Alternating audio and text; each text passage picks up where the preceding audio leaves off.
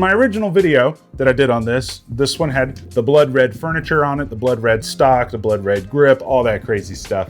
And although I loved the color of it, it just wasn't very good for gripping. Super slippery, and so I told you guys I'm gonna be doing some other stuff to it, and that's what we have here. Now, there's been a few other updates because in the last video, I had this CMC drop-in trigger in the gun. And as you can see, it's no longer in the gun. And that's because out of nowhere, that trigger started giving me a lot of problems. I was starting to have a lot of cycling issues.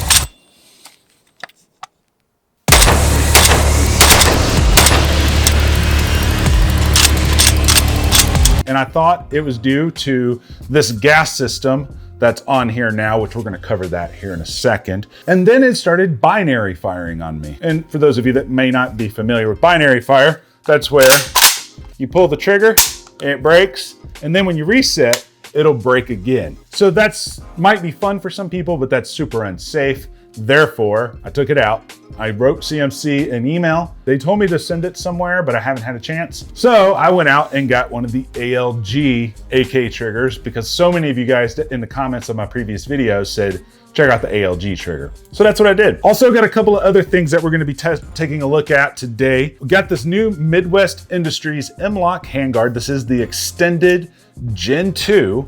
And as you can see, I've got my Holo Sun on here. I know it looks like a 507C, but it's not a 507C. In fact, it's almost identical and it's about $70 cheaper.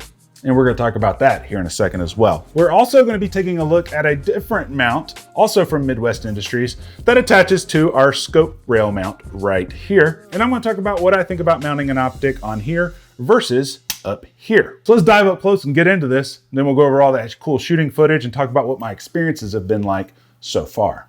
All right, we've already kind of gone over some of the stuff earlier about what we've done. I wanted to show you guys this new handguard here. This one is from Midwest Industries. It is the Gen 2 M-LOK extended. And what I mean by that is right here is where the old handguard reached out to. And then now you can see it's about double the length. It also has a Picatinny rail on top that is labeled.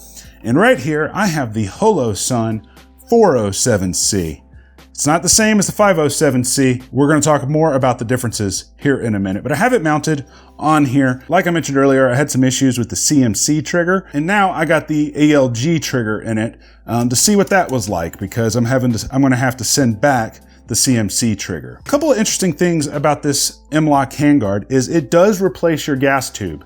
It comes with a new one that you're gonna put into there, and then there is this bottom half goes on right here. Then there's a little clamping system. You can kind of see it inside, and that clamps around the gas tube. And then you have this top portion right here. It was actually not very difficult to install, but I will have an installation video of this over at my Gunstreamer and Full 30 account. I will make sure to put that link in the description so you can see what it's like to put these guys on. This little foregrip right here, this is just a little 3D printed piece. I always end up melting these. I'm gonna take it off because you can see it's starting to split right there, but I just threw it on there for kicks and giggles. Now onto the trigger. If you haven't seen my previous video, I had a lot of issues installing the trigger from the CMC trigger on here because it was a direct drop-in replacement, and I started having a lot of problems with that trigger. So I got in touch with my friends at Brownells, and they sent me this ALG trigger because a lot of you guys in the comments section were like, dude, you got to try out the ALG. Now I wanted to show you guys something about this trigger because I was almost starting to have problems with this one as well, but I wanted to show you something. So this one isn't a direct drop-in. So right here where I'm shining that light, there is a little spring next to a big long spring. I hope you can see it. The long spring that comes from here going back. Then there's a little spring that's wrapped around that pin. You want the long spring to be sat on the outside of that coiled spring the way you see it. Prior to that, that long spring was on the inside and I could not get this trigger to reset. I didn't see anything in the instructions about that, about make sure that the spring is on the outside. But I wanted to show you guys that because at first I was like, dude, am I just gonna have to like run the stock trigger on this thing? And so what was happening, when I had the spring in the opposite orientation, if I would pull the trigger and then hold the trigger down to reset, it wouldn't reset. That's what was happening. Once I moved that spring, all is well. So let's go over that real fast. Here's the brake. There's no take up. It is a single stage trigger. Here's the reset. Okay, the reset has this weird stutter to it. Let me show you. I'm gonna do it slowly so you can really see it. But otherwise, it feels really nice. Let's see what it's pulling at. Let's hold this thing still. Right there. It's about 1.5 pounds. That's crazy. Let's pull it a little higher up in the middle of this curved portion of this trigger. About right there. So just over 2 pounds. Very smooth. The reset does stutter a little bit. And then here's another piece that I've been experimenting with because I wasn't sure where I wanted to mount my red dot. I didn't know if I wanted to mount it way up here. I thought it might be kind of difficult to see. And so Midwest Industries sent me one of these to try out, which it clamps onto your scope rail. You can put your red dot or your scope on here. Now this scope mount, it works really well. Like it's really on there. It locks into place so this can't get hit and come off because you have this ratcheting system right here. See that? Very nice. But there is one thing about this that I don't like, which is why I have my red dot mounted up here. And we're going to cover that right now. Back up top. All right, cool. So that's what everything kind of looks like up close and personal. Okay, so first, let's talk about the Midwest Industries Gen 2 Extended M-LOK Handguard.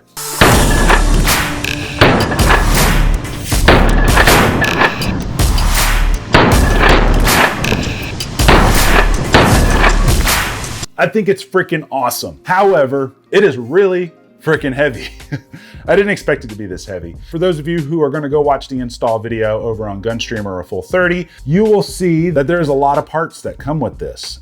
You are gonna have to do very mild grinding. I did it with a Dremel. It's nothing bad. It's just the sling loop that's on the front. You gotta cut that off so that this will fit. Now, the first time I took it out, I thought it was giving me issues because I was having cycling issues.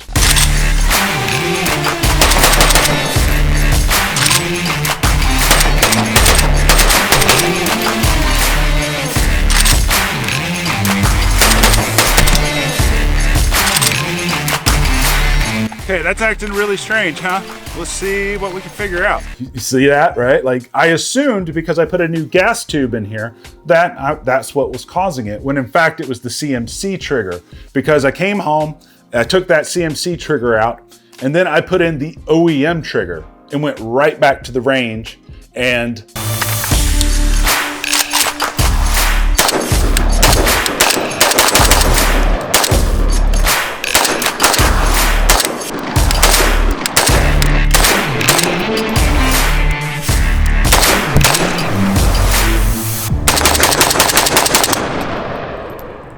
as you can see, it worked great. And then I got the ALG trigger, and then we'll go over that here in a minute. They do make these in multiple links. You don't have to get this one, but this one does make it a little bit front heavy. However, it makes it a lot of fun to shoot. The other downside to this, aside from the weight, is it gets really, really hot.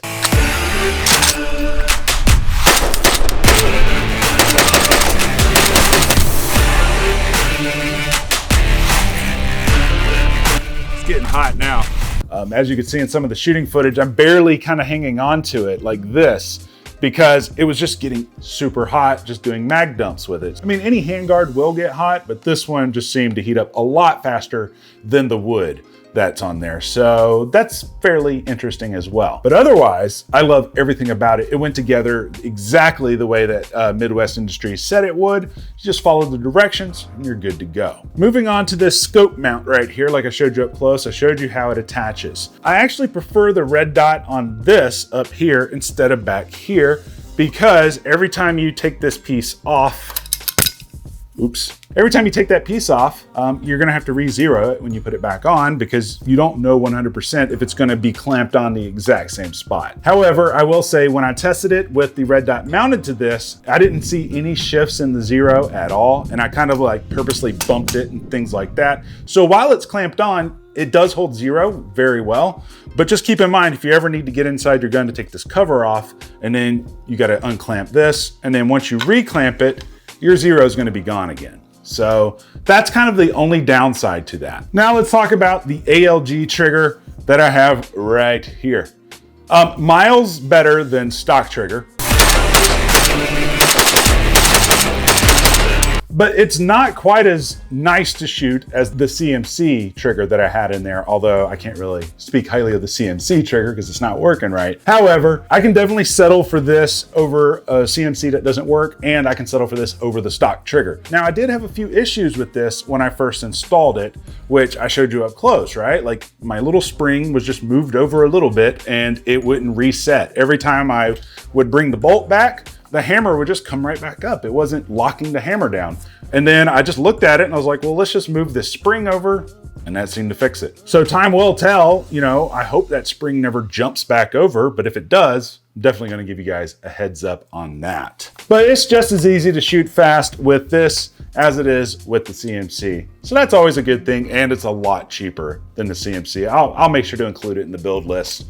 Just check the video description for all that. Knowing what I know now, would I buy this stuff or not? For the PSA AK-47, absolutely. I would buy another one in a heartbeat, even if I didn't modify it. It shoots absolutely amazing, and it's been nothing but reliable as of yet. I've cleaned this gun once since I got it back in January, and I don't remember, I think we just passed the 1,000 round mark. Don't really know exactly how far past 1,000 I am, but I do know we just passed it, and I've just been running crappy ammo. I've been running Tulamo and Wolf ammo through it, and it just keeps running.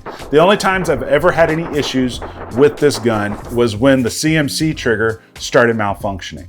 And that's pretty much it as far as problems. In regards to the folding stock, I absolutely love this thing from Magpul. I think that's a must for these things. The Magpul rubberized grip K2, I definitely get another one of those. Now on the handguard, I'm kind of on the fence on whether or not I should have got just the standard length one, because you can get these where they aren't extended and they just kind of come up to here.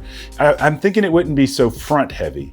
However, I will say, although it's more heavy, I found that the extra weight does help mitigate some of the recoil, and therefore it's a little bit easier to shoot fast. Now, like I promised you earlier, gonna talk about this Holosun. So if you haven't seen my video that I did a whole review on the Holosun 507C. Now this is pretty much your cheapest alternative that you're gonna find to a Trijicon RMR that is $100 to $150 cheaper. The coolest part about them is they fit Trijicon RMR mounting plates because they have the same exact footprint. Well, one of the cool things about the Holosun 507C, aside from the 10-year battery life, is you have multiple reticles on it. You get a dot, a circle, or a circle with a dot in the middle.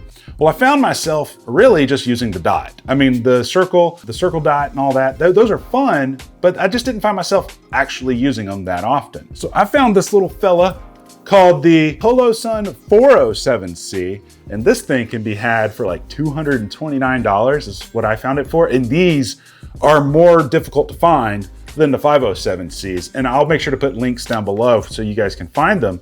But essentially, it is exactly the same as the 507C. The only difference is you don't get multiple reticles. Because I only used the dot, I was totally cool with that. So it only comes with the 2 MOA dot. You don't have the options, but you save $70. So why not, right? I will be doing a follow-up video on this very shortly where we just kind of go over what I actually think about the AK-47 versus the AR-15 and any types of things I would do different. That's going to be in a future video, but let me know what you guys think about it down below. Did I make a ton of mistakes on this guy? Is there anything you would do different about it? I'd love to hear your feedback, but until next time, guys, I love you, and you guys stay sexy.